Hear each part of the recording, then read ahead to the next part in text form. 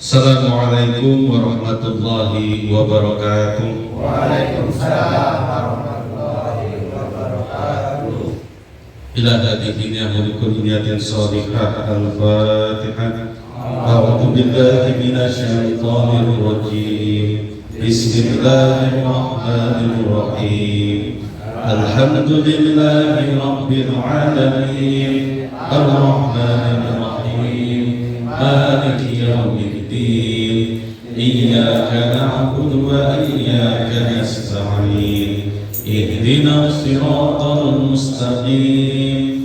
Siratal ladzina an'amta 'alaihim ghairil maghdubi 'alaihim waladdallin. Amin. Maulaya shalli wa sallim daiman abada ala habibika khairil khalqi kullihim. Huwal habibul ladzi turja syafa'atuhu li kulli kaunin al-ahwali muqtahibin. Ya Rabbi bil Mustafa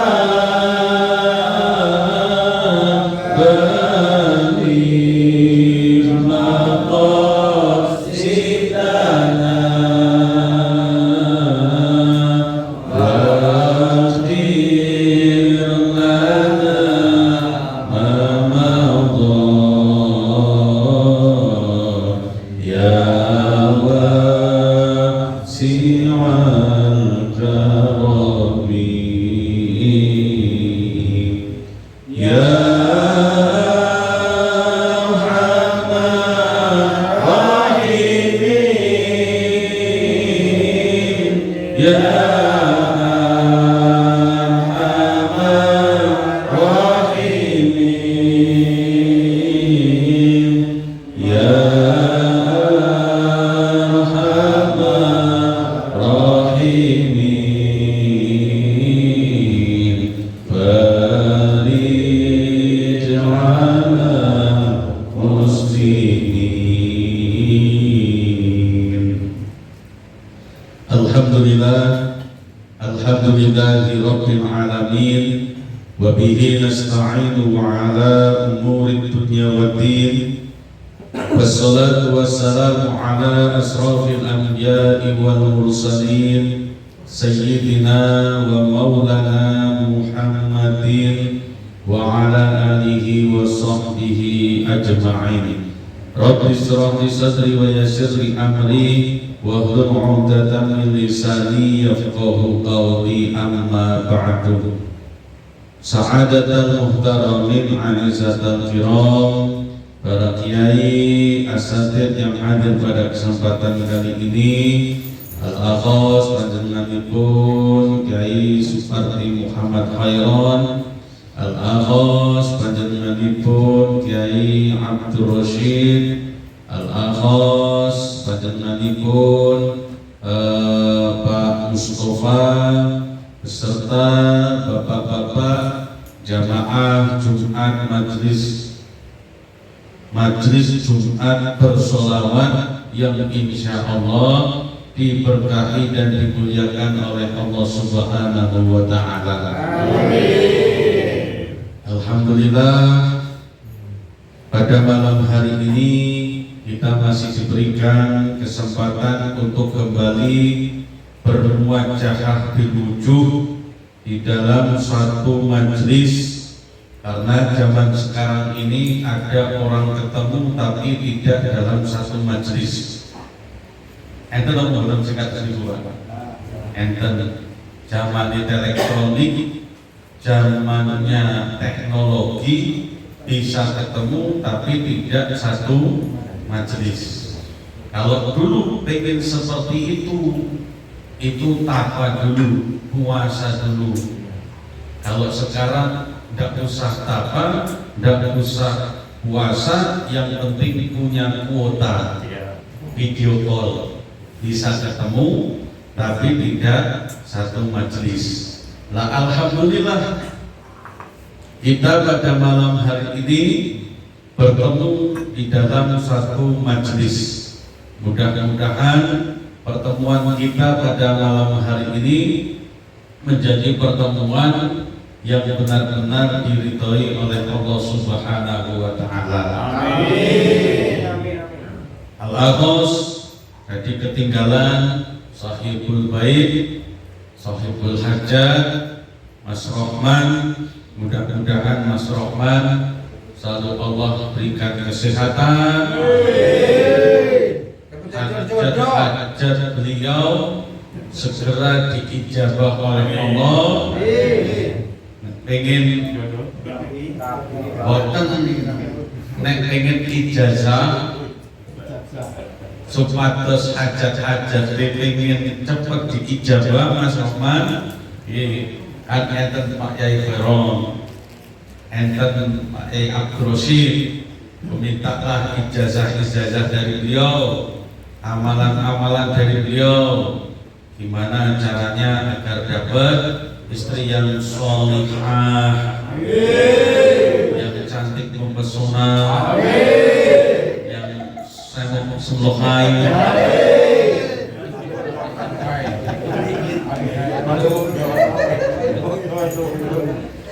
solehon, solehan dan solehon.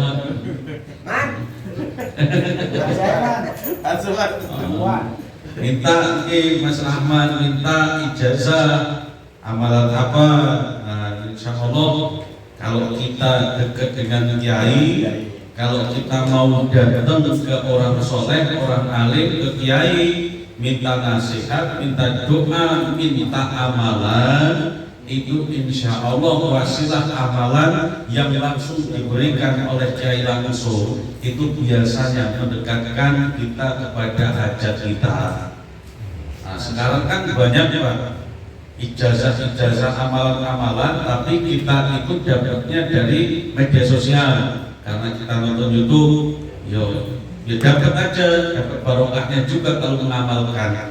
Tapi yang paling bagus itu kita datang langsung, kita tabarukan langsung, kita langsung sowan langsung, minta doa, minta ijazah amalan untuk agar hajat-hajat kita segera diijabah oleh Allah. Nah, Mas Rahman kata hajatnya banyak hajatnya, datanglah ke orang-orang soleh, datanglah ke orang-orang alim, datang ke kiai-kiai, tidak usah jauh-jauh. Di majelis kita aja ada Kiai Khairon, ada Kiai Abdul Rosyid, minta ijazah ke beliau. Jangan minta ijazah ke Pak Mustafa, sesat. Malah dikasih ijazah. Salawat salam kita haturkan kepada junjungan kita Nabi Nabiullah Muhammad sallallahu alaihi wasallam yang kita harapkan syafaatnya di dunia dan akhirat. Sebentar lagi masuk bulan Maulid. Besok malam itu sudah tanggal 1 Rabiul Awal. Setelah adzan maghrib itu sudah masuk 1 Rabiul Awal. Jadi alhamdulillah kita berjumpa lagi insya Allah dengan bulan Rabiul Awal, bulan kelahirannya Kanjeng Nabi. Ketika di bulan kelahiran Kanjeng Nabi, mari sama-sama kita hormat terhadap bulan tersebut. Kita saja ketika datang bulan kelahiran kita, kita datang bulan kelahiran anak kita saja menyambutnya luar biasa, dikasih tumpeng, dibelikan kue, dirayain, itu baru anak kita, itu baru kita dewek, istri kita seperti itu. Seharusnya ketika kita menyambut kelahiran baginda Rasul jauh lebih dari menyambut kelahiran anak kita, istri kita, dan kita sendiri. Insyaallah besok monggo sami-sami rawuh Pak tanggung Islamic Center, Islamic Center buka untuk umum tanggal jam 1 siang. Besok pembukaan safari Maulid Nabi Nahdlatul Ulama di IC Jalan Lingkar depan SMA 7. Jamaah rahimakumullah, melanjutkan pembahasan tentang bab sholat qashar. Kemarin sudah disampaikan syarat sholat qashar yang pertama perjalanan bukan maksiat. Kemudian jaraknya adalah jarak di antara 80 sampai 90 kilo atau bahasanya 16 farsah. Sitata asyara farsahun, 16 farsah. Kalau di kilometer kan ya dari 80 sampai 90 kilo. Nah sekarang syarat yang ketiga kita boleh mengqashar sholat, ayyakuna al-qasiru muaddiyan lis-sholati arba'iyati amal fa'itatu hadron fala tubdo fihi maksuratan. Jadi syarat boleh mengqashar sholat yang ketiga ayyakunal qasiru muaddiyan lis-sholati arba'iyati, yaitu ono al-qasiru mengqashar sholat muaddiyan, sholat yang adaan. Sholat yang adaan itu yang pada waktunya. Kan bapak-bapak biasanya menawi niat sholat nek sing ngagem usolli sebelum takbiratul ihram niku kan lafate usolli fardhu maghribi thalatsa raka'atin mustaqbilal qiblati ada-adaannya kan Pak. Nah, adaan itu adalah sholat yang dikerjakan tepat waktu, artinya maghrib sekarang ya dikerjakan waktu maghrib hari ini, sholat isya hari ini ya dikerjakan pada waktu sholat isya hari ini. Kan ada adaan, ada qodaan, ada niatan. Qodaan itu kalau misalkan bapak-bapak tidak sholat pada waktunya, misalkan dari jam 10 malam tidur Pak, kemudian bangun jam 10 pagi, nah, misalkan ya lama 12 jam ya saking sayai, saking capek, saking ngantuk. Ini kan contoh sekalian yang ekstrim. Contoh yang ekstrim tanggung banget. Jam 10 malam bangun jam 10 pagi. Begitu bangun jam 10 pagi, kinten-kinten bapak-bapak itu sholat subuh atau tidak Pak? Kalau bangun jam 10 pagi. Boten nggih. Bablas saya jam 10 percuma. Padahal Pak, menawi di dalam syariat sesuai ketentuan hukum syariat, orang bangun jam 10 pun itu tetap wajib sholat subuh. Tapi karena sholatnya itu sudah jam 10, sudah tidak di waktu subuh, sudah keluar dari waktu subuh, maka sholatnya niatnya qodaan, bukan adaan lagi. Usolli fardhu subhi raka'ataini mustaqbilal qiblati qodaan lillahi ta'ala. Atau ya usolli fardhu subhi raka'ataini mustaqbilal qiblati kesiangan fardhu lillahi ta'ala. Tidak boleh. Iya. Kodokan. Nah, orang itu boleh kosor kalau sholat yang adaan boleh kosor. Tapi kalau yang bukan adaan itu tidak boleh kosor. Amal fa'itatu hadorun fala tuqda fihi maksuratan. Apabila meninggalkan sholat tidak dalam bepergian, fala tuqda, maka tidak boleh kodok yang sholat tadi maksuratan, dikosor sholatnya. Maksudnya gimana Pak? Jelimat atau benar Pak? Gini. Maksudnya misalkan gini, kita kan tidak bepergian, kemudian meninggalkan sholat Pak, kayak tadi keasikan ngobrol waktu sholat zuhur, kasihan akibatlah nanti waktu masih panjang, keasikan ngobrol, dengar adzan asar, waduh gak sholat asar, kan hukum gak sholat zuhur. Begitu seperti itu kan hukumnya langsung wajib kodok itu, kodok zuhur yang tadi tidak sholat, harus kodok langsung seketika itu juga. Nah, sholat yang ditinggalkan seperti itu karena kita tidak bepergian, maka tidak boleh dikosor. Ya, tapi kalau ketinggalan sholatnya waktu bepergian, kodok seperti itu boleh dikosor. Contoh, misalkan bapak-bapak bepergian jam waktunya isya, masih di mobil, kemudian karena perjalanan malam, tidur, istirahat tadi, bangun itu sudah adzan subuh, boleh sholat isya apa enggak? Boleh, tapi kodokan.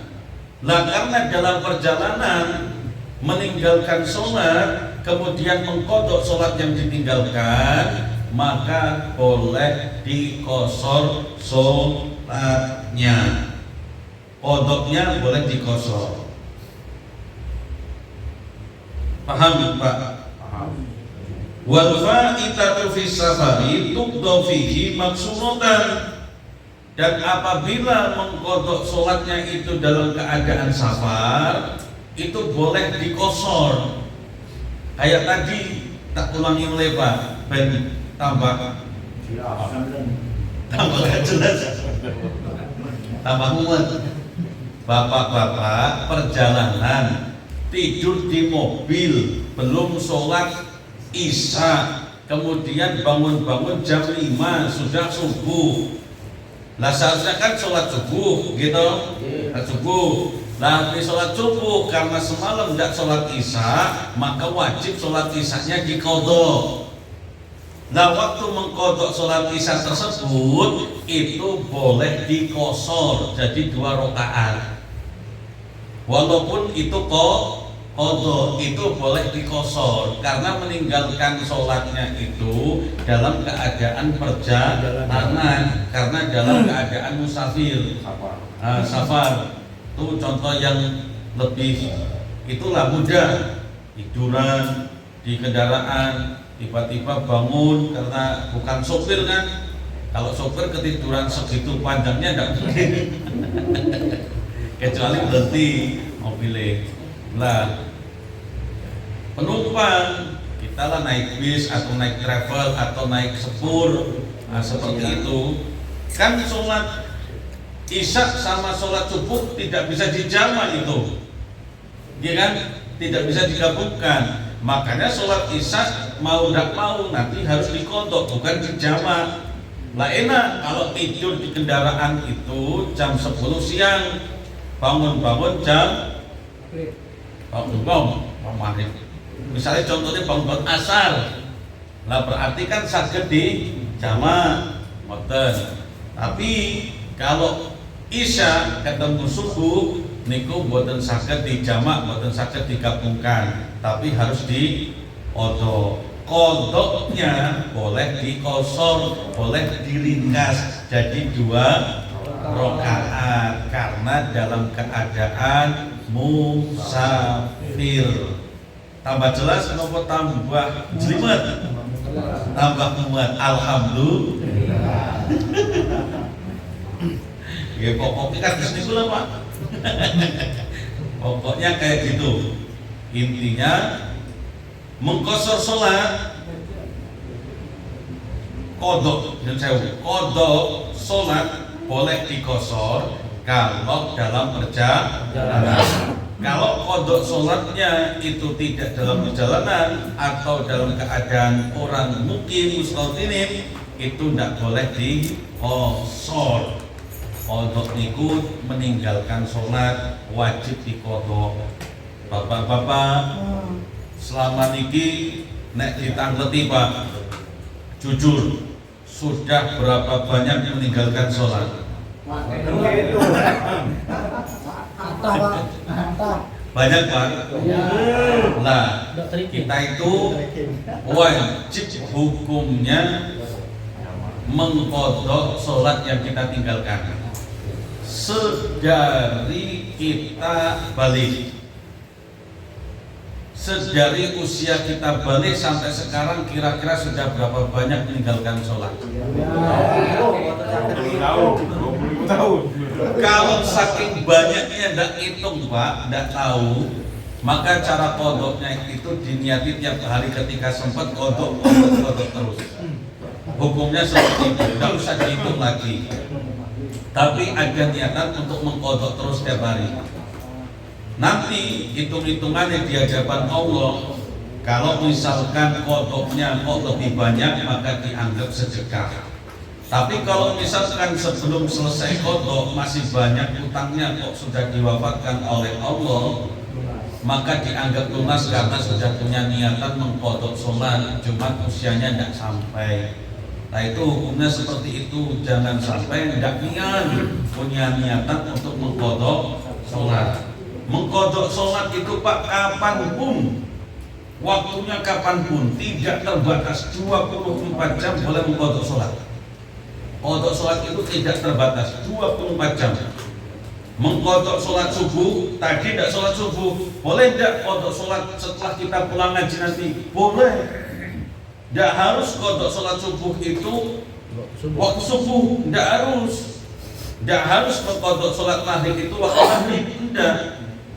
Dulu pernah tidak sholat zuhur, nanti bapak-bapak setelah sholat tahajud aku nak kodok sholat zuhur. Boleh kapanpun. Kodok sholat isya habis subuh boleh. Kodok sholat maghrib habis asar boleh itu. Jadi mengkodok sholat itu kapan saja. Makanya monggo bapak-bapak ketika punya ingatan, kimutan dulu pernah ninggalin sholat, kodok semampunya. Ada niatan mengkodok terus, monggo silakan itu. Seperti itu. Nah ini syarat yang ketiga. Syarat yang keempat dan kelima insya Allah disampaikan di pertemuan-pertemuan yang akan datang. Insya Allah. Mudah-mudahan ilmu yang disampaikan menjadi ilmu yang mudah dipahami. Amin. Tapi sebenarnya Pak, wong ngaji niku mboten wajib paham.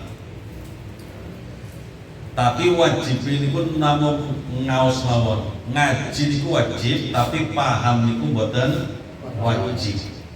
Bahkan teng setunggaling riwayat niku duduknya orang ngaji niku khairum min alfi rakaatin, lebih mulia daripada sholat 1000 sholat sunnah. Duduk niki, duduknya kita bermajelis seperti ini Pak, itu lebih mulia daripada 1000 rakaat sholat sunnah. Bapak-bapak nanti kalau mboten sholat sunnah 1000 rakaat. Nanti kan? Kira-kira habis ini kalau disuruh sholat 1000 rakaat Pak, habis ini kira-kira mampu apa mampus? Mampus. Kalah niku Pak kemuliaannya. Sholat 1000 rakaat sholat sunnah kalah mulianya dengan bapak-bapak duduk di dalam satu majelis ilmu. Alhamdulillah. Walaupun tidak paham sama sekali, walaupun betul paham sama sekali, tetap dapat keutamaan itu.